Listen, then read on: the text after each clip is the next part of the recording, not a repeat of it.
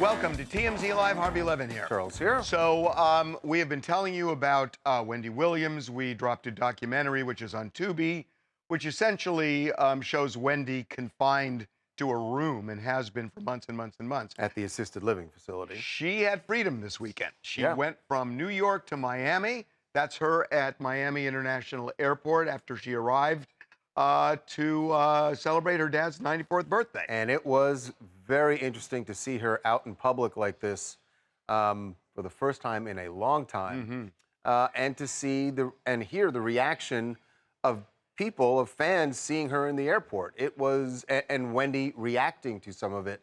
She didn't say much, but she was definitely hearing what people were saying to her. And you know, they're walking away saying, oh my God, it's the old Wendy Williams. She's in that scooter, by the way, because she has lymphedema, which makes it difficult for her to walk. You know how she got it. Long distance. You know she got it. Got the lymphedema? High heels. She got it from high heels. And warning. She is, she's not really confined to it. She can, in fact, she could walk short distances, but in the documentary, she stood for over an hour by the window. The walking through Miami Airport. So she celebrated her dad's birthday, but she also spent time with her son, Kevin. Which we were anticipating. In fact, you had spoken to her about this, that when she got to Miami, would she see Kevin Jr.? And she did, had a very nice lunch with him. She said that, I think Wendy wanted to make it clear, she loves her son. But obviously the contentious part of their relationship is that allegedly the things he did is part of why she ended up in this guardianship to begin with. She talked about this at some length in the documentary. My son, you know, he overstepped his boundaries in terms of me. You understand?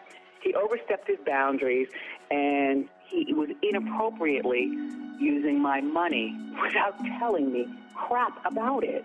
You know, like, is he stealing from me? That's when my money got frozen at Wells Fargo. Thank God. No more money stealing from my son and the other people. He has a way of getting with, you know, a couple of other people. You know what I'm saying? My son is not the only one, you know what I'm saying, involved with my money. So Kevin denies misappropriating. The judge said he had made a lot of mistakes when it came to, or apologized for things he had done with her money, and that the judge did not trust him to handle it in the future. Right. But obviously, they were at least on good enough terms to enjoy lunch together, and I imagine he's going to be at the birthday party as well. Well, the birthday party was yesterday. That he was at the party, right. The birthday party was yesterday. That lunch was separate. That was not the birthday Right, and party. she's on her way back today from Miami to New York, where she is going to go back to this assisted living facility, to the memory unit, and we told you that she's already signed an affidavit asking that the guardianship end. It hasn't been filed with the court yet. We expect it will be soon. It's an important moment for her, right? That she got out. She comported herself very well, seemed to have a nice time, seemed to be as lucid as we've ever seen her. Really important, right? I mean, there was always a little bit of a risk something might go wrong that might reinforce some of the beliefs that the facility had about her and that the guardians had about her. So it's really a great thing to see her doing so well. You know, Jason, the one thing I was thinking about, and I'm not suggesting it, but if she just stayed in Miami, I don't think the New York court system would have any jurisdiction over her, because you can only extradite somebody if it's a felony, and this isn't even a criminal matter, it's a civil matter. So she wants to live in New York. She said that. And I have no idea whether that even entered her mind, but it just occurred to me when I watched her, when I watched the video there. You imagine if she was on the lam from the memory facility? That would be some sort of turn of events. Okay, we are going to move on. Yes, if you want any evidence, if you needed any more evidence that the SNL 50th celebration was a massive thing in show business. It was crazy. Here is all the evidence you need. Two people who have been intentionally avoiding big media events and reporters showed up there. And those two people would be Ryan Reynolds and Blake Lively, who walked in, went down the arrival line, stood for photos.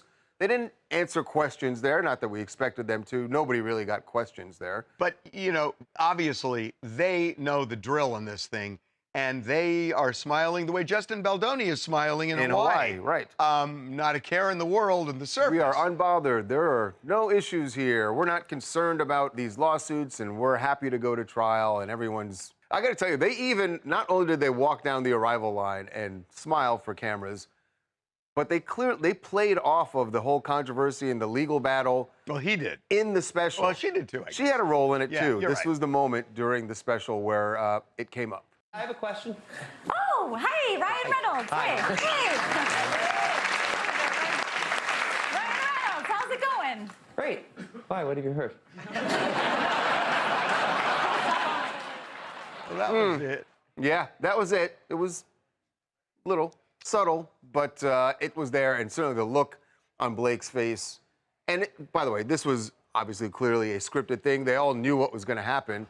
She's smiling like, ah, and then looks shocked at him saying that. She knew what was going to happen. It's scripted. This was Welcome to ripping Hollywood, off folks. the Band-Aid for them. This was like, we know we have to address this because they are very public people. They go to a lot of events. So this is just, we're going to acknowledge this, we're going to make a joke about it, and we're going to move on. Vanessa from Frankfurt, Germany, and in my opinion, the joke was so highly unfunny, especially if Blake, his wife, was actually sexually harassed on set. And I know you guys said the face drop was scripted and stuff, but I do think that laughing about it and making jokes is still kind of off-putting and weird. It is the fact that they were willing to make a joke about it. You could read that as this isn't that serious to them. That's how some people will read it. As You could read it a million different ways. but it's also just them saying we got to get on with our lives. God, there's Steven Spielberg. I loved the show. Cher. Cher's there. I just loved the show. I thought it was amazing to see all these people Yeah. that, you know, it was breathtaking to me, and much more so than the Oscars. And not it Because they didn't all seem have a like- connection. They all have a connection. They all have a connection. It didn't seem like an ego-driven thing, right? Because Right. not everybody had huge roles, and a lot of people didn't have any role other than sitting in the audience, and everybody was happy to be there. I thought it was great. I thought it was Yeah. really good.